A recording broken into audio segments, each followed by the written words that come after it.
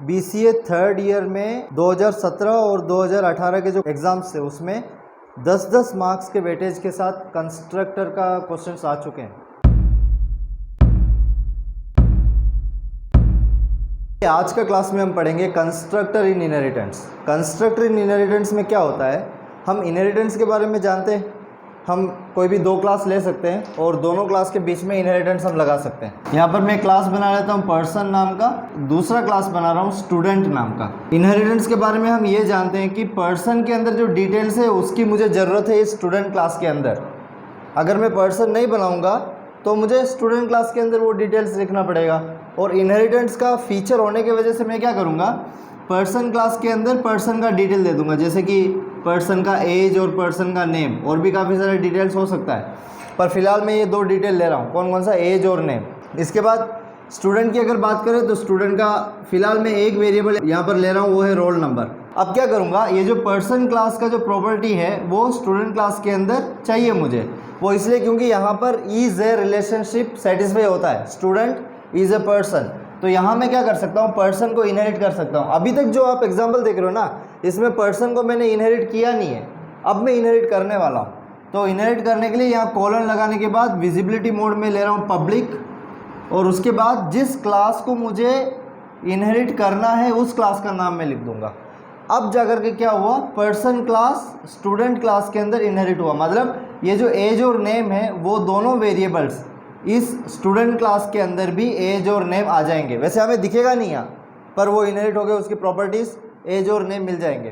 Person class की property as और name यहाँ मुझे मिल जाएगा। ये तो इनहेरिटेंस के बारे में हम इतना जानते हैं, लेकिन अभी मैं बताने वाला हूँ कंस्ट्रक्टर इन इनहेरिटेंस। अभी क्या होगा, हम कंस्ट्रक्टर के बारे में पढ़ चुके हैं। जो भी क्लास होगा उस क्लास के अंदर अपना एक कंस्ट्रक्टर हम बना सकते हैं। अगर हम नहीं बनाएंगे तो कंपाइलर डिफॉल्ट कंस्ट्रक्टर बना देगा। फिलहाल हम खुद एक कंस्ट्रक्टर बना करके देखेंगे कि वो किस तरीके से यहाँ व्यवहार करेगा या कैसे बिहेव करेगा वो। तो मैं क्या करने वाला हूँ, पर्सन क्लास के अंदर एक कंस्ट्रक्टर बनाऊंगा, स्टूडेंट क्लास के अंदर भी एक कंस्ट्रक्टर बनाऊंगा।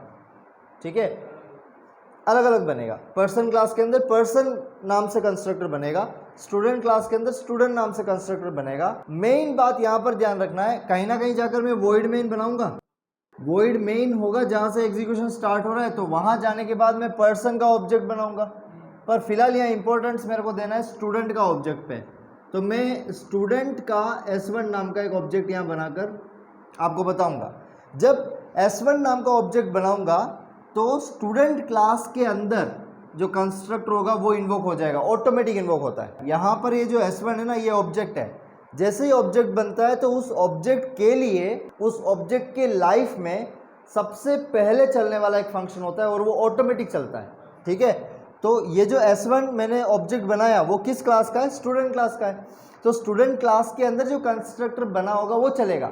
अगर मैंने नहीं बनाया तो कंपाइलर खुद एक डिफॉल्ट कंस्ट्रक्टर बना देगा और वो डिफॉल्ट कंस्ट्रक्टर एग्जीक्यूट हो जाएगा। अभी मैं खुद बनाऊंगा कि ताकि मैं आपको दिखाऊं, मेरा टॉपिक ही है कंस्ट्रक्टर के बिना फिर कैसे मैं दिखाऊंगा, मेरे को दिखाना पड़ेगा। मैं यहाँ पर लिखूंगा, तो जैसे ही S1 ऑब्जेक्ट बनेगा कौन चलेगा, कंस्ट्रक्टर चल जाएगा। लेकिन मेन बात ये है, कंस्ट्रक्टर का काम क्या होता है वो यहाँ समझना पड़ेगा। ठीक है, कंस्ट्रक्टर का काम है इंस्टेंस मेंबर वेरिएबल को इनिशियलाइज करना। किसको, इंस्टेंस मेंबर वेरिएबल को।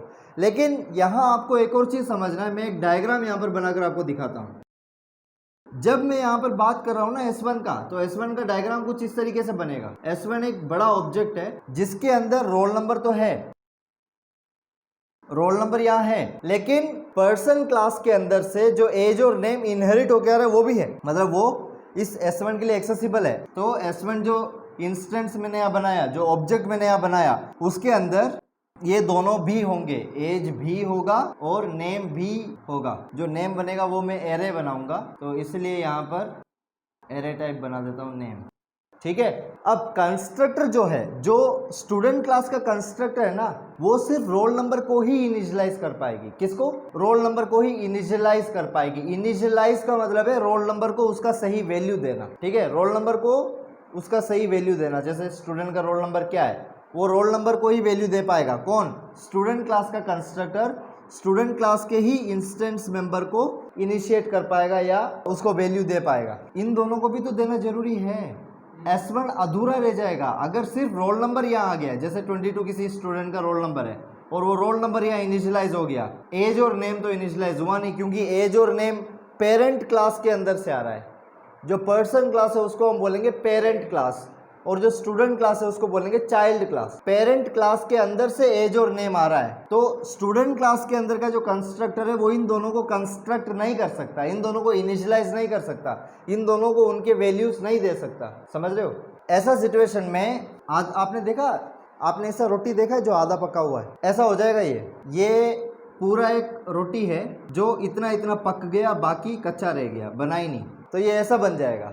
इसलिए ज़रूरी है कि स्टूडेंट क्लास के अंदर जो कंस्ट्रक्टर होगा वो कंस्ट्रक्टर भी चले, और पर्सन क्लास के अंदर जो कंस्ट्रक्टर होगा वो भी चले। किसमें? सिर्फ S1 के बनने पे। पर यहाँ पर हम अच्छे से जानते हैं बात कि S1 के बनने पे सिर्फ स्टूडेंट क्लास के अंदर का कंस्ट्रक्टर ही चलेगा, इसलिए ये वाला प्रॉब्लम होगा, आधा पका हुआ रोटी जैसा हो जाएगा। तो यहाँ पर आपको यही मैं बताऊंगा कि कंस्ट्रक्टर किस तरीके से चलेगा। क्या S1 बनने पे सिर्फ S1 जिस क्लास का बना हुआ है उस क्लास के अंदर का कंस्ट्रक्टर ही चलेगा, या फिर उसके पेरेंट क्लास का कंस्ट्रक्टर भी चल जाएगा। तो चलो इसको देखने के लिए प्रोग्राम के साथ हम एक बार स्टार्ट करते हैं। यहाँ पर मैं बना देता हूँ क्लास का नाम है पर्सन, और ये जो क्लास पर्सन है इस क्लास पर्सन के अंदर दो वेरिएबल्स होंगे।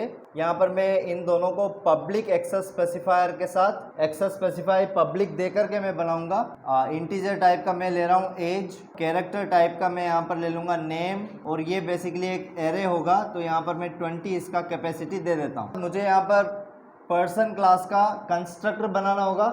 अभी मैं क्या करने वाला हूँ, पर्सन क्लास के अंदर का जो कंस्ट्रक्टर है उसको ऐसा समझाने वाला हूं कि मैं यहाँ पे कंस्ट्रक्टर नहीं बना रहा हूं।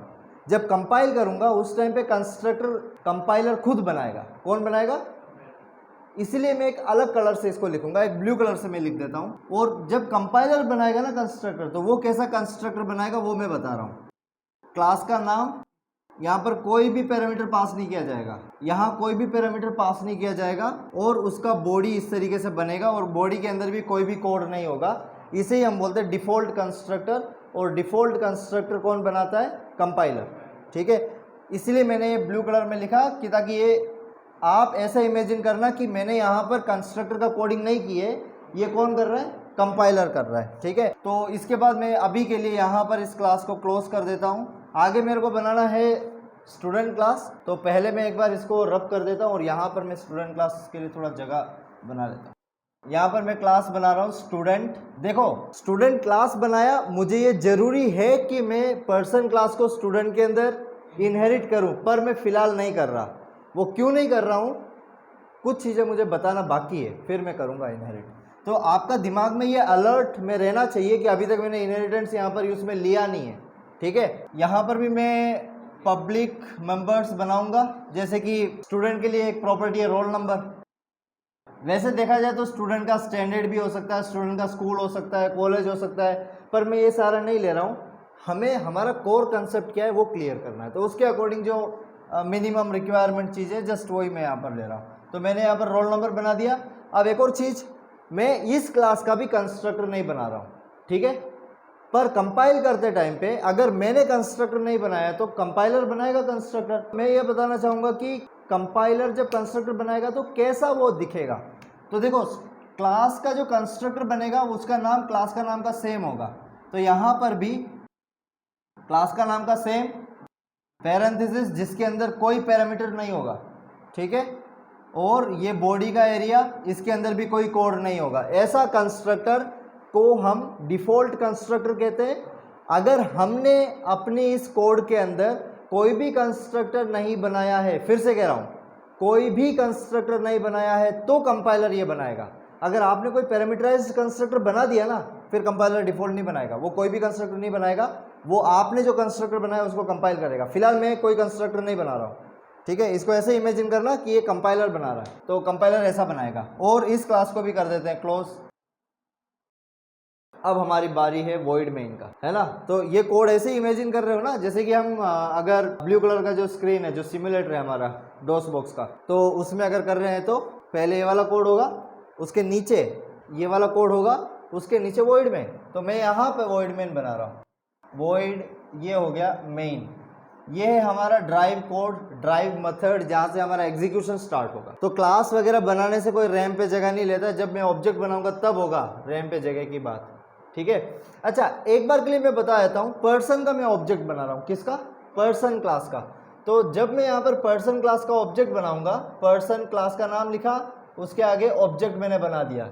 यहाँ पर जो मैंने ऑब्जेक्ट, ये जो P1 बनाया है ना, वो ऑब्जेक्ट है। कौन है ऑब्जेक्ट? ये P1 यहाँ पर ऑब्जेक्ट है। ठीक है, यहाँ पर मैं डायग्राम बनाकर दिखाता हूँ। डायग्राम बनाकर जस्ट ये दिखाऊंगा, P1 दिखेगा कैसे अभी। तो ये P1 ऑब्जेक्ट मैंने बनाया, ये ऑब्जेक्ट कैसे होगा? P1 किस क्लास का बना है? पर्सन।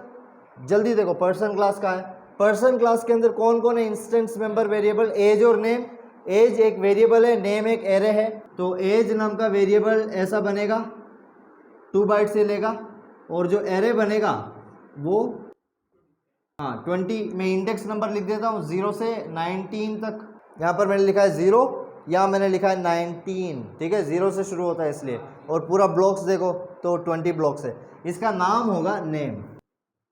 ठीक है, तो P1 कुछ ऐसा बनेगा। और P1 का ऑब्जेक्ट बनते ही कौन सा कंस्ट्रक्टर चलेगा? वैसे कंस्ट्रक्टर का काम होता है ऑब्जेक्ट को कंस्ट्रक्ट करना। किसको? ऑब्जेक्ट को। P1 ऑब्जेक्ट को कंस्ट्रक्ट करना। कैसे कंस्ट्रक्ट करेगा? एज का जो भी वैल्यू होगा, नेम जो भी होगा, वो सब दे करके उसको देना। चलो अभी के लिए मान लेते हैं ये वाला काम पर्सन क्लास का कंस्ट्रक्टर कर रहा है, ऐसा अभी के लिए हम ऐसा मान लेते हैं। तो P1 जो ऑब्जेक्ट है पूरी तरीके से वो बन रहा है। अब इसके बाद मैं आता हूँ स्टूडेंट क्लास में। तो यहाँ पर मैं लिख रहा हूँ स्टूडेंट। स्टूडेंट का मैंने एक ऑब्जेक्ट बनाया S1। ऑब्जेक्ट कहाँ है? ये रहा, जो मैंने S1 बनाया ये ऑब्जेक्ट है। ठीक है, तो यहाँ पर मैं एक काम कर देता हूँ, S1 थोड़ा सा बड़ा बनेगा। हाँ, S1 को मुझे थोड़ा सा बड़ा बनाना पड़ेगा। और ये जो S1 ऑब्जेक्ट बन रहा है, इसके अंदर रोल नंबर होगा। फिलहाल देखा जाए तो सिर्फ रोल नंबर ही होगा। बड़ा मैंने बनाया थोड़ा सा फ्यूचर की मकसद से, हम आगे इनहेरिट करेंगे तो, पर अभी सिर्फ रोल नंबर ही होगा। S1 ऑब्जेक्ट बनते ही S1 जिस क्लास का बना उस क्लास का कंस्ट्रक्टर रन हो जाएगा, इन्वोक हो जाएगा, एग्जीक्यूट हो जाएगा। और इसका काम क्या है? रोल नंबर, जो भी रोल नंबर है उस स्टूडेंट का, वो रोल नंबर को सेट करना। फॉर एग्जांपल यहाँ पर मैंने 22 ले लिया, किसी स्टूडेंट का रोल नंबर है, तो वो देने का काम कौन करेगा? स्टूडेंट। वैसे तो ये अभी दे नहीं पाएगा, ये इसलिए नहीं दे पाएगा क्योंकि उसके अंदर वैसा फंक्शनलिटी यहाँ पर हमने ऐड किया नहीं है। पर इमेजिन कर लेते हैं ये काम कंपाइलर ने जो कंस्ट्रक्टर बनाया वो कर रहा है, ये इमेजिन कर लेते हैं। ठीक है, कर तो सकते हैं ना। तो अभी तक तो कोई प्रॉब्लम नहीं है, अभी तक कोई प्रॉब्लम नहीं है। हाँ, अब मैं इनहेरिटेंस यहाँ पर ऐड करने वाला हूँ। तो इनहेरिटेंस कैसे ऐड करूँगा? यहाँ पर तो वॉइड मेन आ गया। एक काम करते हैं, वॉइड मेन को थोड़ा सा मिटा के नीचे कर देंगे और इस लाइन को पूरा कंप्लीट कर देंगे। ठीक है,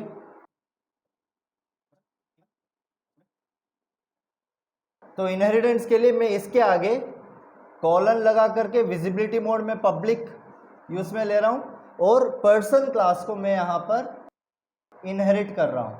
तो पर्सन क्लास स्टूडेंट क्लास के अंदर इनहेरिट हुआ। इनहेरिट होने के वजह से जब आप स्टूडेंट क्लास का S1 बनाओगे, क्योंकि पर्सन क्लास के प्रॉपर्टीज स्टूडेंट क्लास के अंदर इनहेरिट हुआ है, इसलिए स्टूडेंट क्लास के बारे में अब देखेंगे हम।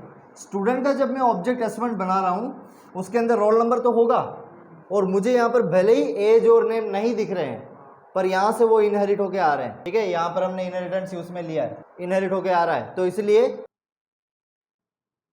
यहाँ पर एज और नेम बन जाएगा। अब जैसे इनहेरिटेंस ऐड किया ना, तो होना क्या चाहिए? जब S1 ऑब्जेक्ट बनेगा, कौन सा कंस्ट्रक्टर चलेगा? स्टूडेंट क्लास के अंदर का। ठीक है, S1 ऑब्जेक्ट जब बनेगा तो S1 जिस क्लास का है उस क्लास के अंदर का कंस्ट्रक्टर इन्वोक होगा। पर क्योंकि S1 के अंदर एज और नेम पेरेंट क्लास के अंदर के कुछ मेंबर्स भी है, वो उसको इनिशियलाइज कौन नहीं कर पाएगा? स्टूडेंट नहीं कर पाएगा। इसलिए ये जरूरी है कि स्टूडेंट कंस्ट्रक्टर जब चालू होगा, इस कंस्ट्रक्टर को भी चलना जरूरी है। समझ रहे हो? साथ में चलना जरूरी है, चाहे वो ये वाला पहले चले, ये बाद में चले, या ये पहले चले, ये बाद में चले, जैसा भी चले, पर दोनों को चलना जरूरी है। क्यों? क्योंकि ये जो कंस्ट्रक्टर है वो सिर्फ रोल नंबर को ही इनिशियलाइज कर पाएगा। ये कंस्ट्रक्टर है जो एज और नेम को इनिशियलाइज कर पाएगा। क्यों? यहाँ पर एज और नेम है। तो जब S1 बनेगा तो क्या जरूरी है, ये वाला कंस्ट्रक्टर भी चलना चाहिए और ये वाला कंस्ट्रक्टर भी चलना चाहिए। क्या ध्यान से सुनना, S1 जब बनेगा तो ये वाला कंस्ट्रक्टर अब चलेगा नहीं, ये इन्वोक होगा। क्या होगा?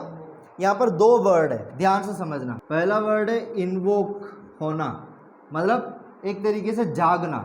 दूसरा वर्ड है एग्जीक्यूट होना। दोनों में डिफरेंस है। एग्जीक्यूट का मतलब वो चलना, एक होता है जागना और फिर चलना, समझ रहे हो? जैसे प्रिंटर है, उसको ऑन किया मतलब वो इन्वोक हुआ।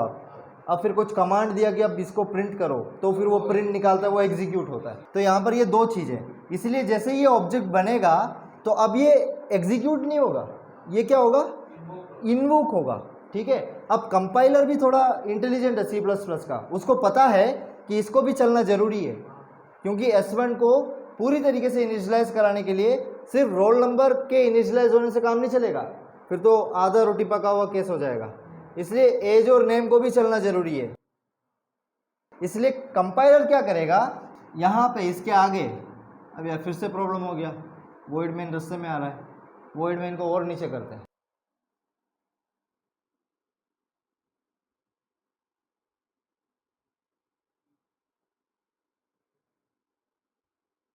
S1 को पूरी तरीके से इनिशियलाइज कराने के लिए ये वाला कंस्ट्रक्टर और ये वाला कंस्ट्रक्टर दोनों को चलना है। इसलिए कंपाइलर क्या करेगा, कंपाइलर को ये पता है S1 बना मतलब ये तो कॉल हो जाएगा, ये तो इन्वोक हो जाएगा, इन्वोक हो जाएगा। किसकी बात कर रहा हूँ? इन्वोक। इन्वोक होने के बाद नेक्स्ट स्टेप वैसे भी एग्जीक्यूट ही होता है।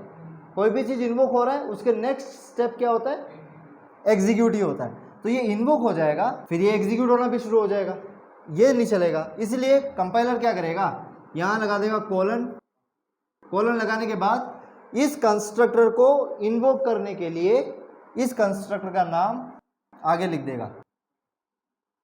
अब क्या होगा, ध्यान से सुनना, मैं आपको बताता हूँ। तो यहाँ पर मैं दो कलर से एरोस बनाने वाला हूँ। दो कलर में उसमें लूंगा ब्लू और ब्लैक, जो कि मेरे पास है, उससे मैं एरोस बनाऊंगा। इन्वोकेशन के लिए मैं कलर लूंगा ब्लू। Number 1 invoke. जैसे ही S1 वाला ऑब्जेक्ट बनेगा, मेरे साथ साथ चलना, एरो जो बनाऊंगा उसको ध्यान से देखना। S1 इन्वोक करेगा इस स्टूडेंट नाम के कंस्ट्रक्टर को। स्टूडेंट ने इन्वोक किया पर्सन को, और पर्सन यहाँ ये इन्वोक हुआ। सही है? क्या हुआ? S1 ऑब्जेक्ट बना, बनते ही कौन इन्वोक हुआ? Student constructor. उसने किसको इन्वोक किया? क्योंकि यहाँ पर लिखा हुआ है इसीलिए ये इन्वोक हुआ। अभी इन्वोकेशन हुआ है, सबसे पहले स्टूडेंट इन्वोक हुआ, फिर पर्सन इन्वोक हुआ। चलो यहाँ पर मैं सीक्वेंस लिख रहा हूँ, सीक्वेंस लिख देता हूँ। पहले स्टूडेंट इन्वोक हुआ, ब्लू कलर मतलब इन्वोक। उसने किसको इन्वोक किया? पर्सन को। स्टूडेंट ने पर्सन को इन्वोक किया। पर्सन इन्वोक होने के बाद अब आता है हमारा एग्जीक्यूशन का मोड। तो सबसे पहले अब ये जो कोड यहाँ पर लिखा होगा वो एग्जीक्यूट होगा। जो भी कोड यहाँ पर लिखा होगा वो ये एग्जीक्यूट होगा। मतलब पहले कौन एग्जीक्यूट हो रहा है? पर्सन।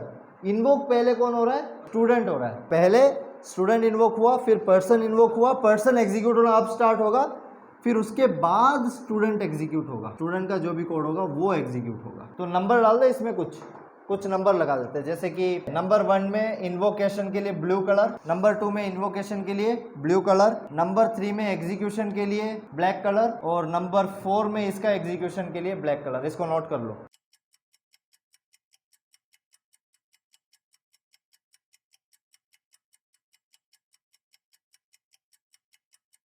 तो इसको अभी हमें प्रैक्टिकल भी करके देखना पड़ेगा। और मैंने यहाँ पर पर्सन जो लिखा है, स्टूडेंट जो लिखा है, तो कंपाइलर बना रहा है। कंपाइलर जब बना रहा है तो हम तो देख भी नहीं सकते, है ना। कंपाइलर जो ऑब्जेक्ट फाइल भी बनाता होगा, ओपन करेंगे तो वो तो हमें पता ही नहीं चलेगा किस लैंग्वेज में वो बना रहा है, समझ रहे हो।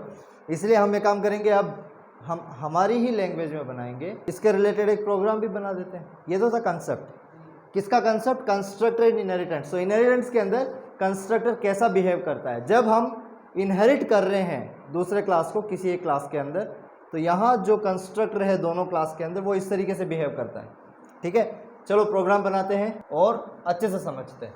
एक क्लास बनाएंगे, इस क्लास का नाम मैं रख रहा हूँ पर्सन, और ये जो क्लास बन रहा है पर्सन, इसके अंदर कुछ पब्लिक मेंबर्स हम यहाँ ऐड करेंगे। तो दो पब्लिक मेंबर्स है हमारे पास, एज और नेम। इंटीजर एज यहाँ पर बना देता हूँ, और कैरेक्टर टाइप का नेम होगा और नेम भी यहाँ पर बन चुका है। 20 इसका कैपेसिटी दे रहा हूँ, 20 कैरेक्टर्स तक के नेम ये ले सकेगा, ठीक है। अब इसके बाद मुझे कंस्ट्रक्टर की ज़रूरत है, तो पब्लिक सेक्शन में मैं बना देता हूँ कंस्ट्रक्टर को भी। कंस्ट्रक्टर का नाम क्लास का नाम का सेम होगा, तो पर्सन, और उसके बाद यहाँ पर ये जो कंस्ट्रक्टर है ना, इस कंस्ट्रक्टर में ये ज़रूरी है कि मैं यहाँ पर पैरामीटर्स भी दूँ, क्योंकि मैं इस बार क्या चाहता हूँ, ऑब्जेक्ट को पूरी तरीके से इनिशियलाइज करना चाहता हूँ। इस कंस्ट्रक्टर का क्या ड्यूटी रहेगा, यहाँ पर जो एज और नेम है उनको इनिशियलाइज करा दे। मतलब यहाँ पर जो एज नाम का वेरिएबल है, इंस्टेंस मेंबर वेरिएबल जो एज है, उसके अंदर मैं एक लोकल वेरिएबल यहाँ बना देता हूँ इंटीजर ए नाम का, और वो ए का वैल्यू इस ए में आएगा और यहाँ से मुझे एज में मिल जाएगा, ठीक है। उसके बाद मैं बना देता हूँ नेम। नेम के लिए कैरेक्टर टाइप का ही एरे बनाना पड़ेगा।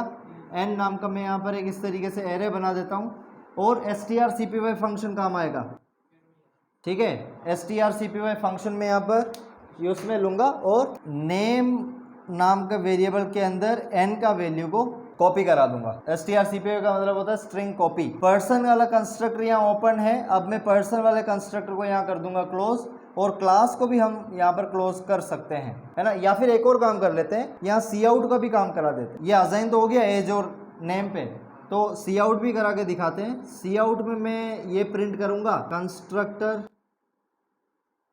ऑफ पर्सन, मतलब पर्सन क्लास का ये कंस्ट्रक्टर है, ये एक प्रिंट ये दे देगा। उसके बाद सी आउट एक बैकवर्ड स्लैश टी टैब दे करके नाम क्या है,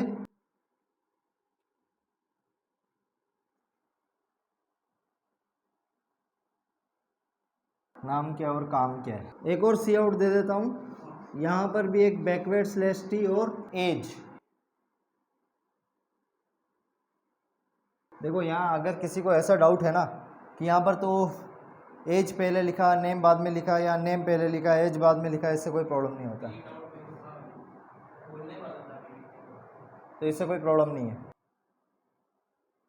तो हमारा पर्सन क्लास पूरी तरीके से बन चुका है। अब इसके बाद हम आते हैं क्लास स्टूडेंट, और पर्सन को मैं इस बार यहाँ इनहेरिट कर रहा हूँ, लिखूँगा पब्लिक पर्सन, क्योंकि यहाँ मैं पब्लिक इनहेरिटेंस यूज में ले रहा हूँ, ठीक है। और यहाँ इसके अंदर आने के बाद पब्लिक एक्सेस स्पेसिफायर दे के स्टूडेंट के लिए मुझे रोल नंबर की ज़रूरत है, तो यहाँ पर मैं इंटीजर टाइप का रोल नंबर नाम से एक वेरिएबल बना दूंगा, क्योंकि पर्सन को मैं इनहेरिट कर रहा हूँ इस क्लास के अंदर, तो एज और नेम इनहेरिट यहाँ हो जाएगा, मुझे मिल जाएगा, अवेलेबल हो जाएगा। स्टूडेंट का कंस्ट्रक्टर यहाँ बनाते हैं, कंस्ट्रक्टर का नाम क्लास का नाम का सेम। स्टूडेंट जो कंस्ट्रक्टर जब मैं कॉल करूँगा ना, तो रोल नंबर के लिए मुझे वैल्यू चाहिए, तो यहाँ पर मैं काम कर देता हूँ इंटीजर rn नाम से मैं एक वेरिएबल बना देता हूँ, और क्या करूँगा, रोल नंबर नाम के वेरिएबल में rn का डेटा को असाइन करा दूंगा। यहाँ पर कंस्ट्रक्टर का काम तो हो गया, पर फिलहाल मैं कंस्ट्रक्टर को यहाँ क्लोज नहीं करना चाहता, क्योंकि यहाँ पर सी आउट स्टेटमेंट्स भी देने हैं, ठीक है। तो मैं यहाँ पर लिखूँगा सी आउट। मेरे पास यहाँ आगे जगह कम है, इसलिए मैं कंस्ट्रक्टर को शॉर्ट फॉर्म में लिख रहा हूँ, of student. Cout backward slash T roll number. यहाँ पर हम कर देते हैं इस स्टूडेंट कंस्ट्रक्टर को क्लोज, क्लास को भी क्लोज कर देते हैं, एक हैंडल भी जोड़ दिया, ठीक है। यहाँ वॉइड मेन लाना है, तो वॉइड मेन का कोड मैं अब यहाँ लिखने वाला हूँ। यहाँ पर वॉइड मेन यही वो मेथड है जहाँ से पूरी प्रोग्राम का एग्जीक्यूशन स्टार्ट होगा। मेन के अंदर वैसे मैं पर्सन का ऑब्जेक्ट अभी नहीं बना रहा हूँ, पर्सन का ऑब्जेक्ट बनाओगे तो कोई प्रॉब्लम नहीं बन जाएगा, पर मैं स्टूडेंट की बना रहा हूँ क्योंकि ये थोड़ा कॉम्प्लिकेटेड है। स्टूडेंट का जब बनाऊंगा तो स्टूडेंट का कंस्ट्रक्टर इन्वोक होगा और वो पर्सन के कंस्ट्रक्टर को इन्वोक करेगा। इन्वोक कराने का स्टेप मैंने अभी तक यहाँ जोड़ा नहीं है, जोड़ूंगा मैं। तो चलो यहाँ पर मैं स्टूडेंट क्लास का ऑब्जेक्ट बना रहा हूँ S1। यहाँ एक डायग्राम से भी शो कर देता हूँ, ये S1 दिखेगा कैसे। ये S1 ऐसा होगा जिसके अंदर हमारा एज और नेम होंगे। यहाँ पर एज एक वेरिएबल है, नेम एक एरे है और रोल नंबर भी होगा। रोल नंबर एक वेरिएबल है। शॉर्ट फॉर्म में रोल नंबर के लिए RN, एज के लिए मैं एज लिख रहा हूँ पूरा और नेम यहाँ पर लिख देता हूँ। ये एरे है जिसमें 20 ब्लॉक्स हैं, ठीक है। ये S1 का ऑब्जेक्ट इस तरीके से दिखेगा। अब जैसे ही S1 का ऑब्जेक्ट बनेगा, ये वाला ऑब्जेक्ट जैसे ही बनेगा, ये किसको इन्वोक करेगा? इसको इन्वोक करेगा। सही है। जब ये इसको इन्वोक करेगा तो यहाँ सिग्नेचर का भी मैच होना जरूरी है। यहाँ पर रोल नंबर ये मांग रहा है, इसको रोल नंबर भेजना पड़ेगा। डायग्राम एक बार मिटा रहा हूँ मैं। जैसे यहाँ ऑब्जेक्ट बनेगा ना, तो उसके आगे आप पैरेंथेसिस लगाकर रोल नंबर का वैल्यू पास करो। तो जैसे कि स्टूडेंट का रोल नंबर, काफ़ी देर से मैं एग्जांपल ले रहा था 22, आप इस तरीके से 22 पास कर सकते हो। तो क्या होगा, ये जो 22 है वो किस में चला जाएगा? इस रोल नंबर में चला जाएगा। ठीक है। अब वो वाला सर्टेन स्टेप मुझे लिखना है जिससे कौन कोड होगा? पर्सन। तो आपको वैसे ही पता है कि हमारा सिंटेक्स रहने वाला है, यहाँ पर एक कॉलन हम बनाएंगे, कॉलन बनाने के बाद लिखेंगे पर्सन, है ना, और ये कॉलिंग होगा पर्सन का। अब एक और चीज़, पर्सन को जब मैं यहाँ से कॉल करने वाला हूँ तो इसका सिग्नेचर भी देखो, यहाँ पर दो चीज़ें मांग रहा है, वो भी मुझे यहाँ से प्रोवाइड करना पड़ेगा। ये वाला कंस्ट्रक्टर एक चीज़ मांग रहा था जो यहाँ से इन्वोक हो रहा है, इसलिए वो एक चीज़ मैंने यहाँ दे दिया। अब ये वाला जो कंस्ट्रक्टर है वो यहाँ से इन्वोक हो रहा है, तो इसके लिए जो वैल्यू है वो मुझे यहाँ से देना पड़ेगा। मतलब एज और नेम के लिए क्या वैल्यू आएगा वो यहाँ से भेजना होगा। यहाँ से मैं कोई स्टैटिक डेटा नहीं भेज सकता।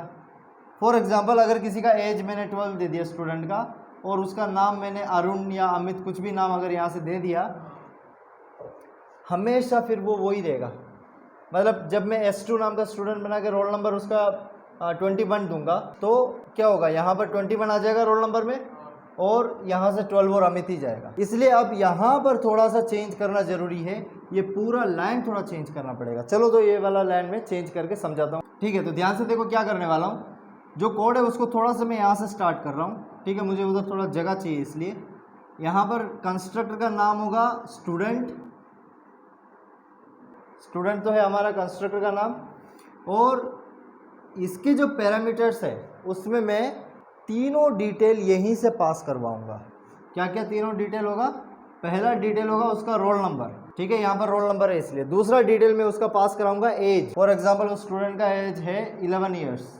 ठीक है, और नेम ये भी मैं कहाँ से पास कराऊंगा? यहाँ से। जैसे कि उस स्टूडेंट का नाम है अमित, यहाँ से ही पास कराऊंगा। जब यहाँ से ये तीनों पास कराऊंगा तो उन तीनों के लिए मुझे यहाँ पर पैरामीटर्स होने चाहिए। तो मैं 3 पैरामीटर यहाँ बनाऊंगा, इंटीजर, इंटीजर, कैरेक्टर, एरे। यहाँ पर देखो इंटीजर टाइप का एक, इसके लिए ये क्या रोल नंबर है ना, तो आर नाम का वेरिएबल बना देता हूँ फिलहाल। नहीं, यहाँ पर आर एन है तो आर एन बना दिया। 11 एज है तो यहाँ पर इंटीजर ए बना देता हूँ एज के लिए। ठीक है, उसके बाद अमित ये कैरेक्टर है तो यहाँ पर मैं कैरेक्टर एन बना देता हूँ। अब इसके बाद आगे मैं कॉलन लगा देता हूँ। अब पर्सन और वो लिखने के लिए जगह नहीं है, तो क्या यहाँ पर जो कोड लिखना है वो इस एरिया में लिख दूँ? तो इधर ही जो लिखना है वो मैं थोड़ा सा इधर लिख रहा हूँ। पर्सन, पर्सन के अंदर मुझे कितना भेजना है? 2 चीज़ें, एज और नेम। यहाँ पर देखो इसमें एज आ रहा है, वही मैं यहाँ से भेज दूँगा। इसमें नेम आ रहा है, वही मैं यहाँ से भेज दूँगा। ठीक है, इसको मैं समझाता हूँ। इन्वोकेशन और एग्जीक्यूशन का रूल हमें पता है। सबसे पहले ऑब्जेक्ट बनेगा तो जिस क्लास का ऑब्जेक्ट है उस क्लास का कंस्ट्रक्टर उस ऑब्जेक्ट के लिए इन्वोक हो जाएगा। जब इन्वोक हो रहा है तो मैं 3 वैल्यू भेज रहा हूँ, 22, 11 अमित। ये जो 22, 11 अमित है वो इनमें जाने वाला है। 22 इस रोल नंबर में जा रहा है, 11 इस एज में जा रहा है, और अमित इस कैरेक्टर एरे में जा रहा है। ठीक है, उसके बाद अभी सिर्फ ये इन्वोक हुआ है और वैल्यू सेट हुआ है, अभी तक इसका बॉडी एग्जीक्यूट नहीं हुआ है। अब क्या करने वाला है, ये पूरा एक ही लाइन में चल रहा है। जो ब्लू कलर से मैं बना रहा हूँ ना, ये पूरा एक ही लाइन में। ठीक है, मेरे पास यहाँ जगह नहीं था इसलिए मैंने नीचे लिख दिया। अब क्या हो रहा है, इसके साथ ही जुड़ा हुआ ये पर्सन और ये वाला पर्सन वाला कंस्ट्रक्टर का कॉलिंग, और ए और एन जो वेरिएबल्स मैं यहाँ से पास कर रहा हूँ। अब ये जो ए है वो वही वैल्यू है यहाँ पर 11, वही ए को मैं भेज रहा हूँ यहाँ से। समझ रहे हो, यहाँ से जो 11 इस ए में आया वही ए को यहाँ से मैं इस ए के लिए भेज रहा हूँ। ठीक है, और ये जो अमित है वो यहाँ आया अमित, और उसी को एन में आ गया। उसी n को, उसी अमित को यहाँ से मैं इधर भेज रहा हूँ। तो यहाँ से S1 का डेटा पूरा यहाँ सेट हो गया और फिर उसके आगे जस्ट पर्सन को कॉल करने का कोड है, तो पर्सन वाला कंस्ट्रक्टर यहाँ से कॉल हो जाएगा और 11 और अमित यहाँ आ जाएगा, 11 और अमित यहाँ पहुँच जाएगा। समझ में आ रहा है ना लाइन्स? अभी ये इन्वोक हुआ है, अब इसके बाद यहाँ पर भी डेटा अब सेट होने लग जाएगा। 11 एज में सेट हो गया और अमित नेम में कॉपी हो गया, एन में तो था, वहाँ से नेम में कॉपी हो गया।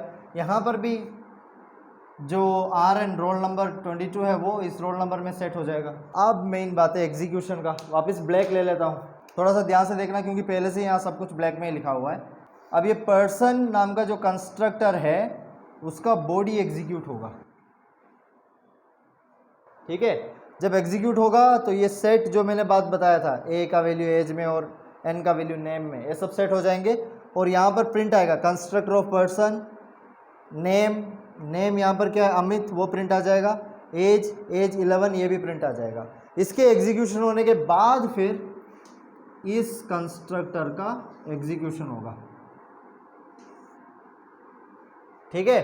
तो यहाँ पर रोल नंबर सेट हो जाएगा 22 और कंस्ट्रक्टर ऑफ स्टूडेंट प्रिंट आएगा। उसके बाद बैकवर्ड स्लैशन मैंने जोड़ दिया।